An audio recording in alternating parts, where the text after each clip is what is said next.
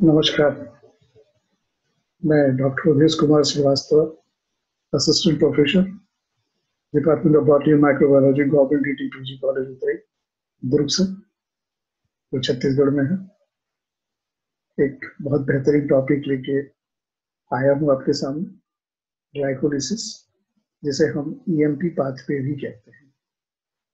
Actually श्वसन के कई चरणों में ग्लाइकोलिसिस भी एक चरण है, जिसमें ग्लूकोज से 2 मॉलिक्यूल पायरुवेट के प्राप्त होते हैं। ग्लाइकोलिसिस शब्द ग्रीक शब्द के ग्लाइकस और लाइसिस इन 2 शब्दों से बना है। ग्लाइकिस का मतलब स्वीट, ग्लूकोज या मीठा से होता है। लाइसिस का मतलब ब्रेकडाउन या टूटने से होता है। तो शक्कर या ग्लूकोज जिसको हम लोग इंस्टेंट सोर्स ऑफ एनर्जी कहते हैं, उनके टूटने की प्रक्रिया को हम ग्लाइकोलिसिस कहते हैं। इसको और आगे हम लोग और अच्छे से डिफाइन करेंगे। 3 जर्मन वैज्ञानिक इम्बडेन, मेयरहोफ एंड पारनास, इनके नाम के प्रतिष्ठा में इसको हम ईएमपी पाथवे बोलते हैं। इम्बडेन का ई, मेयरहोफ का एम और पारनास का पी होने के कारण इसे हम शॉर्टकट में ईएमपी पाथवे भी कहते हैं। यह कई चरणों में चलने वाला मल्टी स्टेप, इसमें कई एंजाइम लगते हैं। 10 एंजाइम की बात हम करेंगे। एम्फीबोलिक, कुछ पुरानी किताबों में इसको कैटाबोलिक प्रोसेस कहा गया है, जो शायद गलत है, क्योंकि हम देखेंगे इसमें बनने की, टूटने की दोनों प्रकार की क्रियाएं चलती हैं। चूंकि बनना और टूटना दोनों क्रियाएं चल रही हैं, इसीलिए हम इसके एम्फीबोलिक पाथवे भी कहते हैं।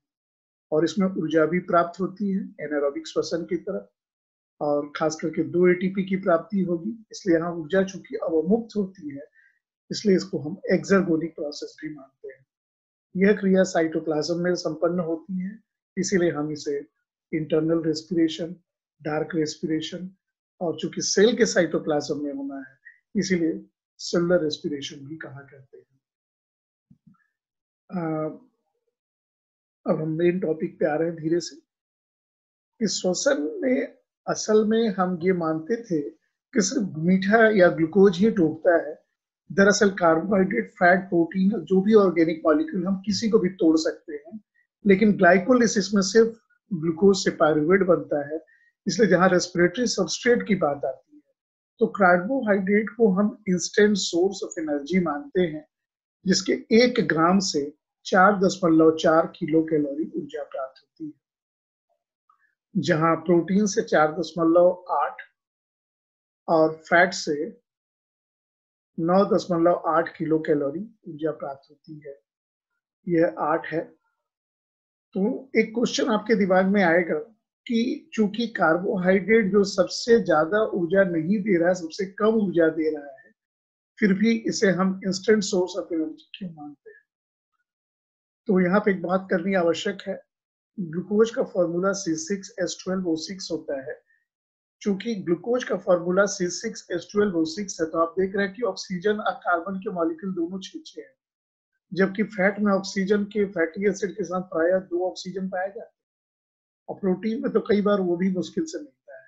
तो चूंकि इसमें ऑक्सीजन नहीं पाए जाने के कारण इनको तोड़ना, इनको ऑक्सीडाइज करना बड़ा कठिन होता है। इसीलिए फैट में हम इमल्सिफिकेशन की बात करेंगे, प्यूट्रिफिकेशन से प्रोटीन की तोड़ने की बात करेंगे। ये बहुत जटिल होते हैं। इसलिए जब हम इनको तोड़ने की बात करते हैं, या यूं माने कि जब कोई आदमी उपवास में जा रहा है, तो सबसे पहले ऊर्जा कौन देगा? तो सबसे पहले कार्बोहाइड्रेट ऊर्जा देता है, उसके बाद फैट। चूंकि कार्बोहाइड्रेट के बाद फैट का नंबर आता है, तब आता है प्रोटीन का नंबर, और इसके बाद कई अदर ऑर्गेनिक एसिड, जैसे ग्रेसिलेशन एसिड मेटाबॉलिज्म वगैरह में हम देखते हैं कि मैलिक एसिड आदि जैसी चीजें भी टूटती हैं। ये सब भी ऊर्जा देती है, लेकिन इनकी ऊर्जा कार्बोहाइड्रेट की तुलना में कम है, और कार्बोहाइड्रेट को हम इंस्टेंट सोर्स ऑफ एनर्जी मानते हैं।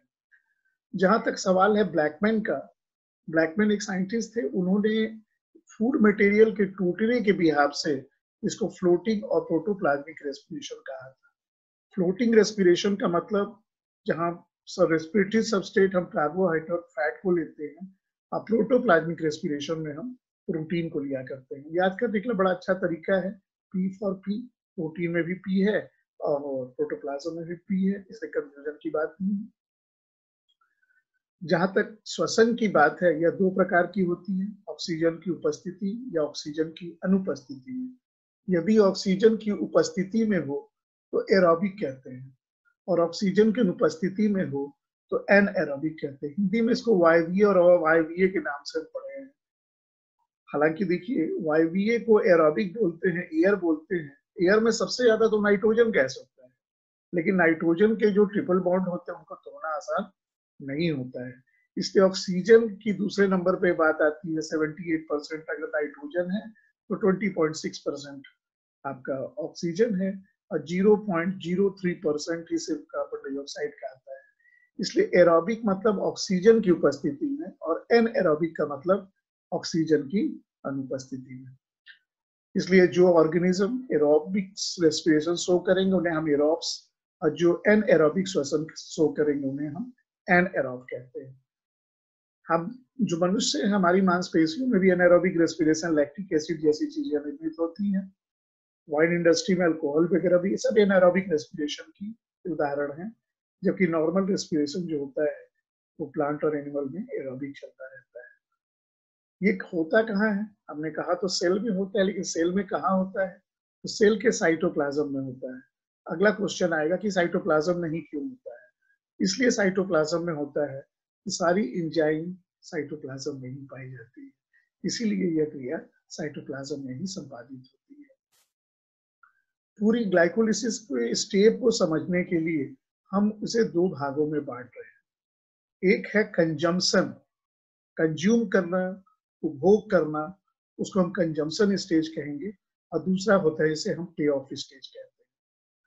तो ये ओवरऑल रेस्पिरेशन की जो चक्र है, तो ग्लूकोज जो है वह ग्लाइकोलिसिस में पायरुवेट, एनएडीएच और एटीपी का निर्माण करता है, और यही पायरुवेट और एनएडीएच ये ऑक्सीजन की अनुपस्थिति में या उपस्थिति में, सबसे पहले एब्सेंस में देखते हैं, तो या तो इथाइल अल्कोहल या कार्बन डाइऑक्साइड में टूटता है, या फिर लैक्टिक एसिड में टूटता है।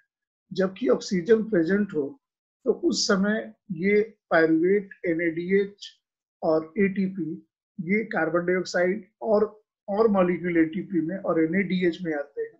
ये एनएडीएच का हाइड्रोजन ऑक्सीजन से कंबाइन करना चाहता है, मगर वो ऑक्सीजन की रेडॉक्स पोटेंशियल इतनी कम होती है, और ये हाइड्रोजन हाईली एनर्जेटिक होता है। बहरहाल यह हाइड्रोजन एनएडी से टूट नहीं पाता है, अलग नहीं हो पाता है, और जिसके कारण ये ऑक्सीजन से कंबाइन करने के लिए एक सीरीज ऑफ चेन में, इलेक्ट्रॉन के चेन में, इलेक्ट्रॉन परिवहन तंत्र जिसे हम ऑक्सीडेटिव फॉस्फोराइलेशन के नाम से भी जानते हैं, उसमें जाएगा, जिसके कारण वह इलेक्ट्रॉन जब जाएंगे तो डिफरेंट साइटोक्रोम के कैरियर की मदद से माइटोकॉन्ड्रिया में एटीपी और अंतिम स्टेप में वाटर का निर्माण होता है।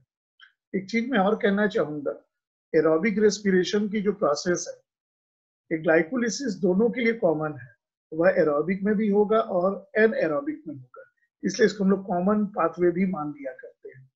और जहां तक सवाल है कि यह ग्लूकोज से शुरू होकर पायरुवेट या पायरुविक एसिड दोनों के निर्माण, सॉरी, दोनों में किसी एक का निर्माण करेंगे। कुछ किताबों में पायरुविक एसिड, कुछ किताबों में पायरुवेट है।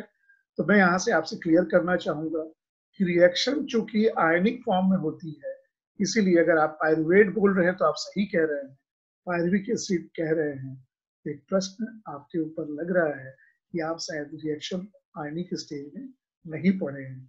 इसीलिए आजकल की लेटेस्ट किताबों में पायरुवेट ही है, और मैं भी कोशिश करूंगा पायरुवेट शब्द का प्रयोग करूं। पायरुविक एसिड कॉमन बोलचाल में चलता था, चल रहा है, चलेगा। तो हम लोग सबसे पहले आते हैं प्रिपरेटरी स्टेज में।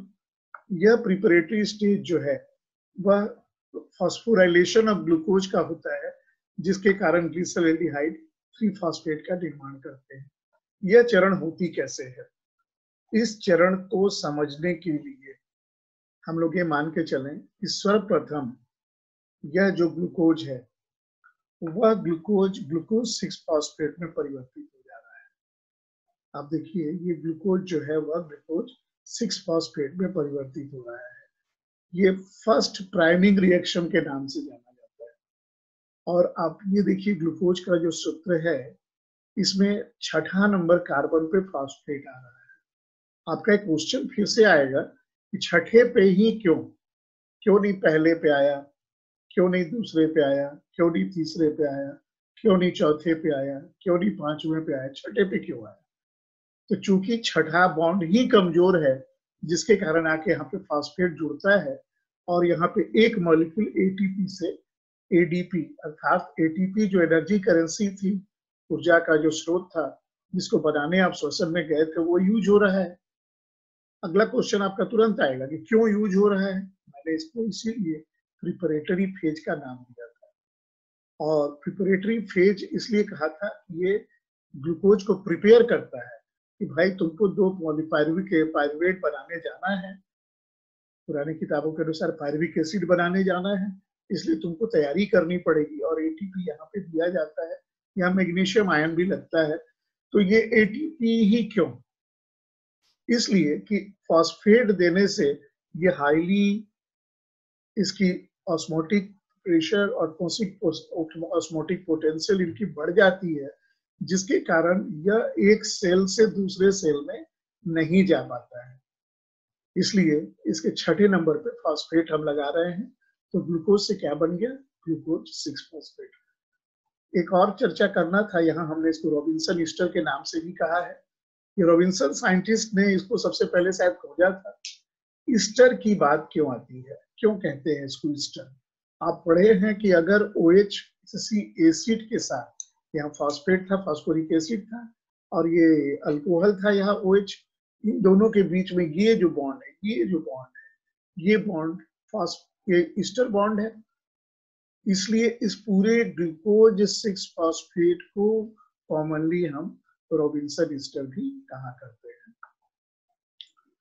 अगले स्टेप में जो सेकेंड स्टेप है, ये ग्लूकोज 6 फॉस्फेट से अपने आइसोमर फ्रुक्टोज 6 फॉस्फेट में परिवर्तित हो जाता है। तो आप देख रहे हैं कि ये जो पहला जो फॉस्फेट है, ये छठा नंबर पे था। अब ये छठे नंबर से ये भी छठे नंबर पे ही है, लेकिन इनका फंक्शनल ग्रुप बदल गया।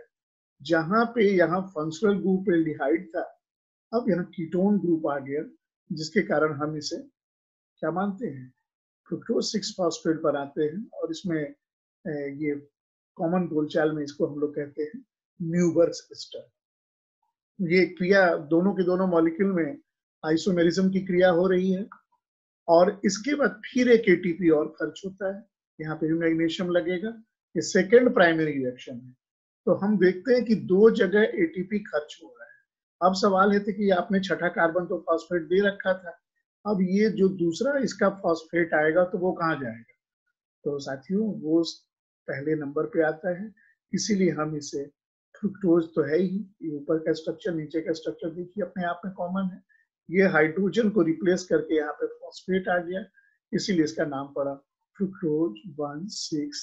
इसको आप चाहें तो डाइफॉस्फेट कहें, आप इसको चाहें तो बाइफॉस्फेट कहें, और इसको हम हार्डन एंड यंग्स ईस्टर के नाम से भी कहते हैं। तो जो हम चर्चा कर रहे थे कि phosphorylation of glucose and its conversion to glyceraldehyde 3 phosphate, तो अगला स्टेप आपका वही होने वाला है। और उसमें ये दो ट्रायोज मॉलिक्यूल आपके बन रहे हैं, जिसे हम ग्लिसरॉल्डिहाइड 3 फॉस्फेट और डाइहाइड्रोक्सी एसीटोन फॉस्फेट भी कहते हैं। फिर क्वेश्चन आता है कि ग्लिसरॉल्डिहाइड क्यों? एल्डिहाइड, चूंकि CHO जो एल्डिहाइड ग्रुप है, आप देखिए यहाँ पे एल्डिहाइड ग्रुप लगा हुआ है CHO, ये जो है एल्डिहाइड ग्रुप है, जिसको हमारा कर्सर यहाँ जा रहा है और ये बताने की कोशिश कर रहा है एल्डिहाइड है, और 3 यहाँ पे कार्बन हो रहे हैं, इसलिए ग्लिसरल एल्डिहाइड। और तीसरे नंबर जो कार्बन का मॉलिक्यूल था उस पे फॉस्फेट है, तो ग्लिसरल एल्डिहाइड 3 फॉस्फेट इसे हम कहते हैं। इसके अलावा एक और मोल बनता है जिसे हम डाइहाइड्रोक्सी, देखिए सेकंड नंबर पे हाइड्रोक्सिल ग्रुप प्रेजेंट है, कीटोन ग्रुप है। मैंने आपसे पहले ही कहा था कि फ्रुक्टोज जो है उसके पास कीटो फंक्शनल ग्रुप रहता है, तो ये कीटो होने के कारण डाइहाइड्रोक्सी एसीटोन फॉस्फेट इसका नाम पड़ा, एसीटोन फॉस्फेट। और यह तीसरे नंबर पे फॉस्फेट था। अब ये दोनों जो मॉलिक्यूल हैं ये आपस में एक दूसरे में बड़ा मजे में चेंज हो जाते हैं, इसलिए ये क्रिया आइसोमेरिज्म की कहलाएगी। लेकिन एक चीज और यहाँ पे डिस्कस करना जरूरी है कि ये जो फॉस्फेट हैं ये क्यों लगाए गए? तो मैं आपसे बताना चाह रहा था सेलुलर रेस्पिरेशन में ग्लूकोज को उस पर्टिकुलर सेल में, अब जैसे मान लीजिए हमारी बॉडी में कई करोड़ों सेल हैं, उस सेल में इनकी मेटाबॉलिज्म होनी है। जैसे मान लीजिए ब्रेन सेल में हम आपको बता रहे हैं, आप सुनना चाह रहे हैं, आपकी ब्रेन में भी खर्च हो रही है, ऊर्जा लगी रही है, तो वहां से भाग के अगर आपकी किडनी में भाग जाए, पैर में भाग जाए, तो आपकी वहां पे कंबशन तो नहीं हो पाएगी। इसीलिए उस पर्टिकुलर सेल में जहां इसकी आवश्यकता है, वहां पे बांधने के लिए डबल फॉस्फेट मॉलिक्यूल हम लगा रहे हैं। और यहाँ पे या ऐसे ऐसे भी समझ सकते हैं कि चोर को पकड़ा जाए, उसका पैर बांध दिया जाए, चोर का मतलब ग्लूकोज है, उसका पैर बांध दिया जाए, कहा जाए कि अब तुम भाग जाओ, और आप अगर उसको छोड़ के चले जाते हैं तो भागेगा कि नहीं भागेगा? आप क्या करेंगे? समझदार होने के कारण आप उसके हाथ भी बांधेंगे और पैर भी बांधेंगे। तो हमने इसका पहला नंबर, छठे नंबर दोनों को इसलिए फॉस्फेट से बांधा है। ये देखिए पहला नंबर, ताकि अब ये जो दो ट्रायोज में टूटेंगे, वो दोनों ट्रायोज भी उस सेल से बाहर जा नहीं पाए। तो एक सबसे और प्रॉब्लम आती है, हम एंजाइम को कैसे याद करेंगे? देखिए ये ग्लूकोज से ग्लूकोज 6 फॉस्फेट जो बन रहा है, वहां पे हेक्सोकाइनेज नामक एंजाइम लगती है। ये दोनों के दोनों एक दूसरे के आइसोमर है, इसलिए आइसोमेरेज लगेगा, लेकिन इसके आगे फॉस्फो हेक्सोज आइसोमेरेज हम कह रहे हैं। इसके बाद यह जहां भी एटीपी लगता है वहां पे काइनेज लगता है, मैग्नीशियम लगता है। तो चूंकि ये फॉस्फेट था, इसलिए इसको फॉस्फोफ्रुक्टोकाइनेज कह रहे हैं। और अल्डोल रिएक्शन आपने शायद पढ़ा होगा, जिसमें एल्डिहाइड और कीटोन दोनों या तो जुड़ते हैं या टूटते हैं। तो चूंकि ये रिएक्शन भी उसी की तरह का, इसीलिए यहाँ पे एल्डोलेज लग रहा है।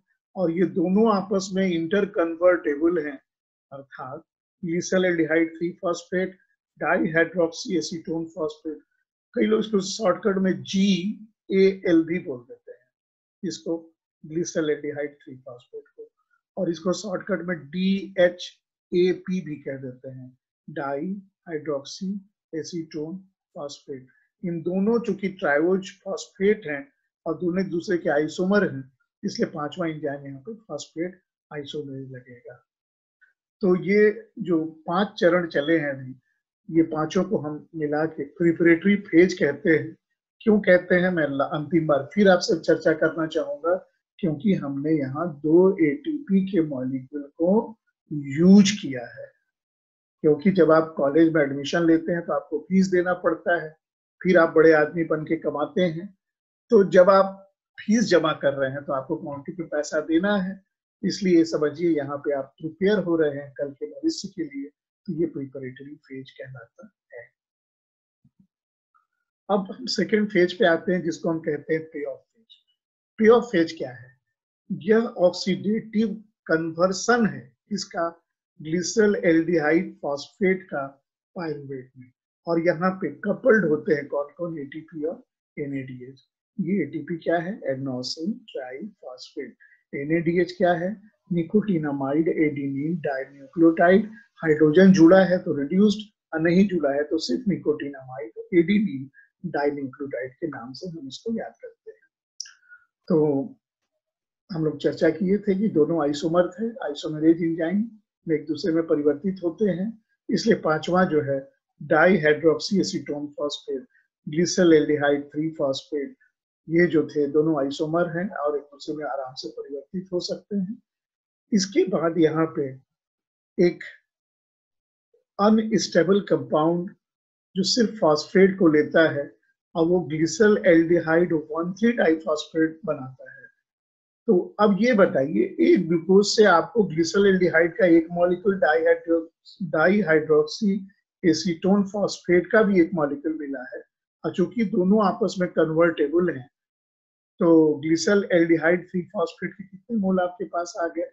2 मोल प्राप्त हो गए, और ये आइसोमेरेज ने इनको परिवर्तित कर दिया। अब देखिए अगले स्टेप में हमने कहा ग्लिसरॉल एल्डिहाइड 1,3 डाइफॉस्फेट था, ये अनस्टेबल कंपाउंड था और यहाँ पे सिर्फ फॉस्फेट लगा था। तो कहाँ लगेगा फॉस्फेट? पहले पे, और ये बड़ी जल्दी, क्योंकि ये रिएक्शन ग्लिसरॉल एल्डिहाइड 1,3 डाइफॉस्फेट बिना एंजाइम की होती है, इसलिए कई किताबों में इसकी चर्चा नहीं की गई है, लेकिन ये बहुत जल्दी 1,3 बाइफॉस्फोग्लिसरेट में परिवर्तित हो रहा है।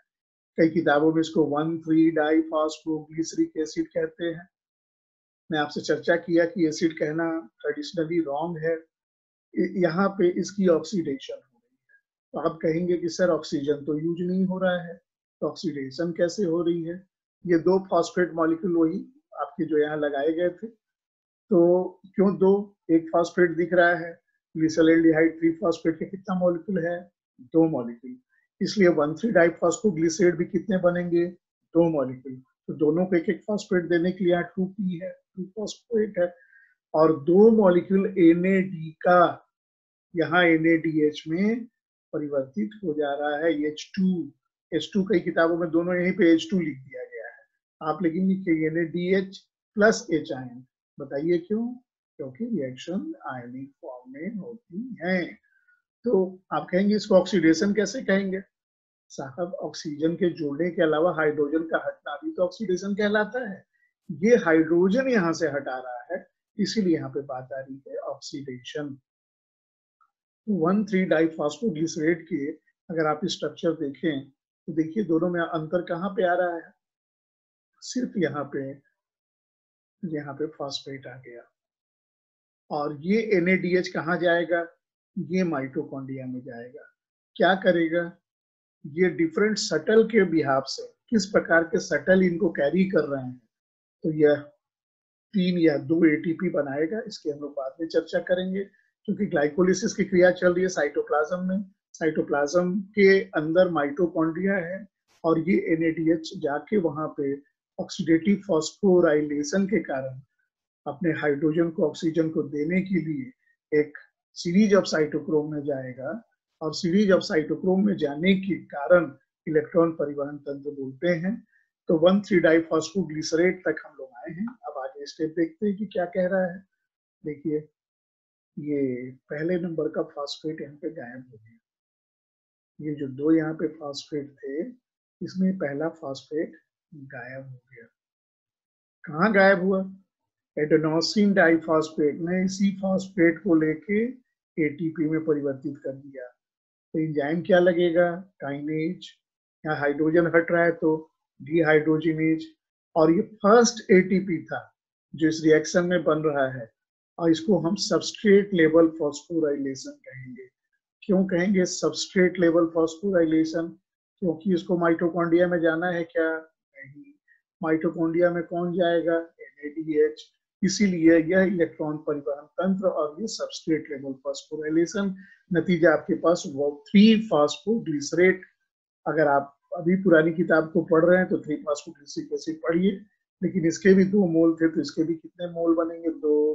तो ATP भी कितने बनेंगे? 2, क्योंकि ग्लिसरॉल्डिहाइड 3-फॉस्फेट के एक ग्लूकोज से 2 मोल प्राप्त हुए थे, इसलिए सब आगे की क्रियाएं 2-2 चलेंगी। अब अगली जो है 2-फॉस्फोग्लिसरेट। अब देखिए ये तीसरे नंबर पे जो फॉस्फेट था खिसक के कहाँ आ गया? दूसरे कार्बन पे। दूसरे कार्बन पर आया तो 2 पे फॉस्फेट है, ये ग्लिसरेट या ग्लिसरिक एसिड है, क्योंकि यहाँ H रखते तो हम कहते ग्लिसरिक एसिड, इसलिए 2-फॉस्फोग्लिसरेट के 2 मोल बन गए। ये हमारा 8वां नंबर चरण। और अगला जो स्टेप है बड़ा आसान सा, यहाँ पे एक पानी के मॉलिक्यूल को रिलीज करना है। पानी के मॉलिक्यूल को रिलीज करने के कारण यह फॉस्फोग्लिसरेट फॉस्फोइनोल पायरुवेट के 2 मोल में परिवर्तित हो जाता है। और फॉस्फोइनोल पायरुवेट के मॉलिक्यूल में परिवर्तित होने के कारण वह क्या बना रहा है? 2-फॉस्फोइनोल पायरुवेट। और आप देखेंगे ये जो केटो फॉर्म के थे वो इनोल फॉर्म में चेंज हो गए, इसलिए इसका नाम पड़ा। फॉस्फेट तो था ही, इनोल, और ये पायरुवेट का निर्माण कर दिया है। अब बताइए यहाँ पे एंजाइम क्या लगेगा? इनोलेज। और अगला सेकेंड ATP फिर फॉर्मेशन है जो सबस्ट्रेट लेवल पे होने वाला है, क्योंकि आपको लास्ट में पायरुवेट चाहिए। तो ये जो फॉस्फेट था जो तीसरे नंबर से दूसरे नंबर पे, दूसरे नंबर से अब इसको बाहर करना है, तो बाहर कहाँ जाएगा? एडेनोसिन डाइफॉस्फेट के 2 मोल आएंगे और 2 ATP बन जाएंगे, और ये पायरुवेट जो था पायरुवेट रह जाएगा। आप देखिए दोनों के स्ट्रक्चर में इतना आराम से, खाली ये फॉस्फेट हटा देना है, ये पायरुवेट बन गया। इस तरह से हमने देखा कि ये ग्लिसरॉल्डिहाइड 3 फॉस्फेट के जो 2 मोल थे वो पायरुवेट बन गए और हमको साथ ही साथ एटीपी की भी प्राप्ति हुई और NADH की भी प्राप्ति हुई। तो फिर अगला एक क्वेश्चन आपके दिमाग में आएगा कि सर एटीपी कुल कितने बने, आप बताओ। 2 एटीपी यहाँ बने, 2 एटीपी यहाँ बने, टोटल एटीपी बने कितने? 4। हम इसके पिछले स्टेप में 2 खर्च कर चुके थे, तो शुद्ध और सकल, सकल कितनी आमदनी हुई या शुद्ध कितनी आमदनी हुई, जिसको हम नेट और ग्रॉस के नाम से जानते हैं। तो ग्रॉस आमदनी तो 4 है, 2 आपने खर्च को माइनस कर दिया तो नेट आपके पास 2 एटीपी बन रहा है। और यह 3 एटीपी, यानी एक मॉलिक्यूल से 3 एटीपी तो 2 से 6 एटीपी, या डिफरेंट शटल पे 2 एटीपी बनाते तो 2 दूनी के 4 एटीपी। इस तरह से हम थोड़ा सा आगे में एटीपी जब काउंट करेंगे तो और बढ़िया लगेगा। तो इसके पहले हम कहें आपसे कि सारे एंजाइम को भी देख लिया जाए। 5 एंजाइम तो हम लोग पढ़े थे। यहाँ पे हाइड्रोजन हट रहा है, एंजाइम क्या लगेगा? डिहाइड्रोजिनेज।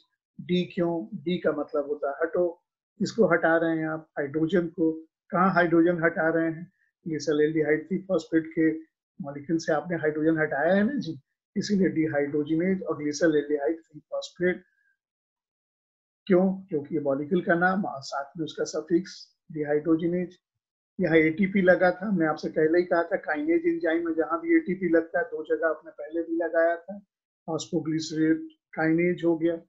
अगले में तीसरे नंबर पे तीसरे नंबर के फॉस्फेट को दूसरे नंबर पे भेजा गया है, तो ये म्यूटा रोटेशन है, इसीलिए एंजाइम क्या लगेगा? म्यूटेज फॉस्फोग्लिसरेट। अब यहाँ पे एंजाइम क्या लगेगा? इनोलेज। क्यों इनोलेज लगेगा? क्योंकि इनोल पायरुवेट बनाना है और लास्ट में फिर एटीपी बना रहे हैं, तो कितने जगह आपको काइनेज, पायरुवेट काइनेज। अब बताइए कितने जगह काइनेज आपने लगाया? 4 जगह। 2 में एटीपी प्राप्त किया और 2 में एटीपी प्राप्त नहीं किया। डिहाइड्रोजिनेज एक जगह लगाया है और बाकी तो 2 जगह आइसोमेरेज लगाया है। तो अगर हम देखें ध्यान से तो ये हमारा पूरा का पूरा चेन चल रहा था कि हम ग्लूकोज से मैग्नीशियम की उपस्थिति में एटीपी लगाते हुए ग्लूकोज 6 फॉस्फेट, फ्रुक्टोज 6 फॉस्फेट, फिर एटीपी लगाते हुए फ्रुक्टोज 1,6 डाइफॉस्फेट, इसको 2 ट्रायोज में तोड़ दिया गया, दोनों इंटर कन्वर्टेबल हैं। और फिर आगे के स्टेप में तो हम देख रहे हैं यहाँ पे डिफरेंट लीजेंड्स के हिसाब से इनको बताने की कोशिश की गई है। और एक ग्लूकोज का मॉलिक्यूल आपको 2 पायरुवेट और 2 पानी का मॉलिक्यूल आपको दे दिया।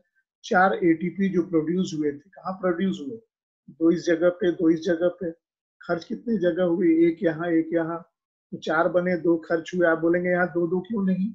इसलिए कि ये ग्लूकोज से आपने 2 पायरुवेट बनाए हैं, जिसके पहले ग्लिसरॉल्डिहाइड 3 फॉस्फेट की 2, यहाँ से 3 कार्बन चल रहा है। कार्बन डाइऑक्साइड कितनी जगह रिलीज हुआ? कहीं नहीं। अब ये जब इलेक्ट्रॉन परिवहन तंत्र में जाएंगे NADH, तो फिर वहां पे ये बनाएंगे। तो मैं आपसे कह रहा था कि NAD जो है अपने हाइड्रोजन को लेने के बाद रिड्यूस फॉर्म में आने के बाद वो किस तरह से माइटोकॉन्ड्रिया में प्रवेश करेगा। देखिए यहाँ पे इनर माइटोकॉन्ड्रियल मेम्ब्रेन के नाम से इसको बताया गया है और इस शटल को हम कहते हैं ग्लिसरॉल फॉस्फेट शटल सिस्टम। एक और शटल है जिसको हम लोग कहते हैं मेलेट एस्पार्टेट शटल। ये शटल का क्या मतलब है? शटल का ये मतलब है कि मान लीजिए हम ऐसे मंदिर में जा रहे हैं जहाँ इतनी भीड़ लगी है कि हम देवता का दर्शन नहीं कर पा रहे हैं, तो हम बाहर में ही फूल पत्ती चढ़ा के हम चल देते हैं, लेकिन कोई अगर हमारी फूल पत्तियों को ले जाके देवता तक पहुंचा ले तो शटल कहलाएगा। तो जैसे मान लीजिए यहाँ NADH अपने आप के हाइड्रोजन को छोड़ने के बाद NAD में परिवर्तित हुए और इनके हाइड्रोजन का ग्राही है DHAP। हमने पहले ही आपसे कहा था डाई हाइड्रोक्सी एसीटोन फॉस्फेट, जो ग्लाइकोलिसिस के समय बना था आपका, ये ग्लिसरॉल 3 फॉस्फेट बना देते हैं। और जो ही ग्लिसरॉल 3 फॉस्फेट आता है तो ये माइटोकॉन्ड्रिया के इनर मेम्ब्रेन के लिए इम्परमेबल होता है। ये माइटोकॉन्ड्रिया के इनर मेम्ब्रेन के लिए इम्परमेबल मतलब अपारगम्य है। और ये पता है हमारे पास हाइड्रोजन है, ले लो, तो यहाँ हाइड्रोजन को लेने वाला ग्राही कौन है? FAD है। और वो अगर हाइड्रोजन को लेता है अपने आप को FADH2 में परिवर्तित करता है तो जैसे ही अपने हाइड्रोजन को रिलीज करते हैं ये फिर डाइहाइड्रोक्सी एसीटोन फॉस्फेट में आ जाते हैं, फिर हाइड्रोजन को लेते हैं, फिर ग्लिसरॉल फॉस्फेट, इस तरह से इनका चक्र चलते रहता है। अब ये जो FADH2 जो है, जो माइटोकॉन्ड्रिया के मैट्रिक्स में है, वह जाएगा तो एक FADH2 से मात्र 2 ATP बनते हैं। देखिए आपका NADH तो था, लेकिन चूंकि उसको माइटोकॉन्ड्रिया में NAD ने रिसीव किया है, ये ध्यान देना है। NADH का हाइड्रोजन अगर सीधा चला जाता तो 3 ATP बनाता, लेकिन वहां पर रिसीव किसने किया? FAD ने। तो चूंकि FAD रिसीव कर रहा है, इसलिए NADH2 का ये मॉलिक्यूल हमको सिर्फ 2 ATP देगा, और 2 मॉलिक्यूल NADH2 के जो ग्लाइकोलिसिस में प्राप्त हुए थे, उससे हमें 4 ATP टोटल प्राप्त होंगे, और ये ग्लिसरॉल फॉस्फेट शटल कहलाएगा। जबकि मेलेट एस्पार्टेट में क्या होता है देखा जाए, देखिए NADH का हाइड्रोजन मेलेट ने लिया, किसने लिया था? ऑक्जेलोएसीटेट से हाइड्रोजन लेने के बाद वो मेलेट में परिवर्तित हो गया। अब मेलेट दोनों मेम्ब्रेन को पार कर जाता है, आउटर को भी और इनर को भी, क्योंकि यहाँ देखिए ग्लिसरॉल 3 फॉस्फेट आउटर को पार किया था, इनर के लिए पार नहीं कर पाया था, और यहाँ मेलेट दोनों को पार कर गया। जब दोनों को पार करेगा तो मैट्रिक्स में उसके हाइड्रोजन को किसको देगा? NAD को देगा। अब ये NAD से NADH2 जो बन रहे हैं, रिड्यूस निकोटिनामाइड एडेनिन डाइन्यूक्लियोटाइड, तो वो ऑक्जेलोएसीटेट में परिवर्तित हो जाते हैं, लेकिन ऑक्जेलोएसीटेट बाहर नहीं आ पाता है क्योंकि वह इसके लिए इम्परमेबल है, तो अपने आप को स्पार्टेट में चेंज करता है। अब स्पार्टेट बाहर आता है, अब पुनः ऑक्जेलोएसीटेट में परिवर्तित होता है। इस तरह से आप देखते हैं कि साइटोप्लाज्म में बना हुआ अगर ये NADH2 मेलेट के द्वारा अंदर जा रहा है तो 3 ATP बनेंगे, क्योंकि NADH2 3 ATP बनाते हैं, जबकि FADH2 2 ही ATP बनाते हैं। इसीलिए किताबों में वेरिएशंस है, कहीं 36 ATP, कहीं 38 ATP का जो चक्र चलता है, वो सटल सिस्टम। ये सलिसबरी एंड रॉस करके 1984 में जो साइंटिस्ट आए थे, उन्होंने इस सटल सिस्टम को समझाया, तो जाके क्लियर हुआ। नहीं तो पुरानी किताबों में बात की है ग्लूकोज से 38 ATP हम लोग बनाते रहते हैं। ये ATP जो है एनर्जी करेंसी है। अब देखिए ये क्या है, ये पेंटोज शुगर है, राइबोज शुगर, और ये आपका एडिनिन है। एडिनिन पेंटोज शुगर के साथ जुड़ के 1 फॉस्फेट, 2 फॉस्फेट, 3 फॉस्फेट, ये दोनों फॉस्फेट जो मॉलिक्यूल होते हैं, ये हाईली एनर्जी बॉन्ड होते हैं। इसीलिए चूंकि 3 फॉस्फेट है, इसीलिए इसको हम कहते हैं एडेनोसिन ट्राइफॉस्फेट। और जब ये टूटता है तो इसके पास 2 ही फॉस्फेट रह जाता है, ये कहलाता है adenosine diphosphate. T for try और D फॉर डाई कहलाता है।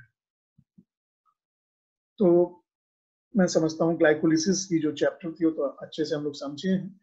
अब देखिए ये सिग्नल कहाँ से आता है, तो हम ये मानते हैं ATP जो है वो सिग्नल ट्रांसडक्शन में भी यूज होता है, जो सबस्ट्रेट काइनेज के लिए, और वहां पे फॉस्फेट पे ये ट्रांसफर हो जाता है, और जिसके कारण काइनेज ATP बाइंडिंग प्रोटीन बनते हैं, तब जाके सिग्नल ट्रांसडक्शन में, सिग्नल ट्रांसडक्शन माने सेल को कोई इंफॉर्मेशन कैसे प्राप्त हो रही है। अब जब ATP का फॉस्फोरिलेशन होता है तो कैस्केड वहीं पे एक्टिवेट होता है, और ATP जो है वो कई बार कैल्शियम सिग्नल को भी ट्रिगर करता है, जो इंट्रासेलुलर जहाँ स्टोरिंग रहती है इनकी। इसके अलावा ब्रेन के फंक्शन को, चूंकि आपका बॉटनी है इसलिए ब्रेन के बारे में, लेकिन लाइफ साइंस के लिए जानना पड़ जाएगी आपको, क्योंकि आप नेट स्लेट का एग्जाम देंगे, तो ये रेगुलेशन हमारा सेलुलर प्रोसेस के लिए यूज होता है। और ये जो ATP है, ये अपने फॉस्फेट को हटा के DNA और RNA जैसी चीजों का निर्माण भी कर सकता है। DNA रेप्लिकेशन में, ट्रांसक्रिप्शन में, ट्रांसलेशन में, प्रोटीन सिंथेसिस में इनका प्रयोग किया जाता है। एमिनो एसिड को एक्टिवेट करने के लिए जो हम लोग activation of amino acid polypeptide बनाने के लिए, तो प्रोटीन सिंथेसिस में भी इसकी यूज होती है। और कई बार जो कोई कंपाउंड है जो किसी मेम्ब्रेन से इस पार से उस पार नहीं जा पाता है, वहां पे कंसंट्रेशन ग्रेडियंट देने के लिए हम ATP को भी यूज किया करते हैं। और न्यूरोट्रांसमिशन में भी सिग्नल के लिए, और अभी बहुत हाल का रिपोर्ट है, 2017 का रिपोर्ट है, कि कुछ प्रोटीन को भी ये सॉल्युबल कर लेते हैं, लेटेस्ट रिपोर्ट्स आ रहे हैं, इसलिए इनको प्रोटीन सॉल्युबिलिटी के लिए भी हम इसको यूज करते हैं। अब इस क्रिया को हमको रोकना है, संदमन, इनहिबिशन। ग्लाइकोलिसिस चलता रहे तो बहुत अच्छी बात है, लेकिन हेक्सोकाइनेज जो है वह ATP डिपेंडेंट फॉस्फोराइलेशन करता है, जिसको G6P के नाम से भी हम कहते हैं ग्लूकोज 6 फॉस्फेट। ये फर्स्ट क्रिया को रोकता है, किसकी? ग्लाइकोलिसिस को। और इसके अलावा फॉस्फोफ्रुक्टोकाइनेज, बताइए फॉस्फोफ्रुक्टोकाइनेज ये जो हम लोग बात कर रहे थे, लेकिन ग्लिसरल एल्डिहाइड 3 फॉस्फोडीहाइड्रोजिनेज ये कहाँ लगा था? NAD से NADH2 बनाने में। फॉस्फोग्लिसोम्यूटेज, म्यूटेज कहाँ लगा था? 3 फॉस्फोग्लिसरेट से 2 फॉस्फोग्लिसरेट बनाते समय। और लास्ट पायरुवेट काइनेज को भी हम लोग इसका इनहिबिटर मानते हैं, जो ग्लाइकोलिसिस क्रिया को रोक सकता है। और खास करके हेक्सोकाइनेज, फॉस्फोफ्रुक्टोकाइनेज, पायरुवेट काइनेज जो step number 1, step number 3, step number 3 में लगे हैं, वो रेगुलेटरी स्टेप के नाम से जाने जाते हैं। तो ये बायोलॉजिकल रिएक्शन जो है, ये फॉरवर्ड बैकवर्ड दोनों रिएक्शन में चल सकती है। तो जैसे देखिए हम लोग बात कर रहे थे, ये पायरुवेट जो आया एटीपी सफिशिएंट अमाउंट में है, चाहे वो साइट्रिक एसिड्स के द्वारा आ रहा है, तो फॉस्फोफ्रुक्टोकाइनेज की प्रोसेस को ही ब्लॉक कर देता है। तो जब यहाँ पे ब्लॉक कर दे रहा है, तो क्या फ्रुक्टोज 6 फॉस्फेट फ्रुक्टोज 1 6 डाइफॉस्फेट में चेंज हो पाएगा? नहीं। जब ये नहीं चेंज हो पाएगा, तो क्रिया यही की यही रुकी रह जाएगी। उसी तरह से ग्लूकोज 6 फॉस्फेट आके यहाँ भी क्रिया को रोक देता है, हेक्सोकाइनेज को, तो ये आगे क्रिया नहीं चल पाएगी। ये सब इसके इनहिबिटर्स माने जाते हैं। अब ये बताइए कि कैंसर जो बहुत खतरनाक बीमारी मानी जाती है, वहां पे ग्लूकोज का कंजम्पशन बढ़ जाता है और उसके कारण उनकी मेटाबॉलिक पाथवे ज्यादा से ज्यादा एटीपी बनाती है, जिसके कारण उसको हम पहचानने की कोशिश भी करते हैं। कैंसर और ट्यूबर सेल्स की बड़ी अच्छी प्रॉपर्टी है ये, वो अप रेगुलेशन ऑफ ग्लाइकोलिसिस कर देता है। लेकिन एक और आता है जिसको हम लोग कहते हैं वार्बर इफेक्ट। वार्बर इफेक्ट क्या है?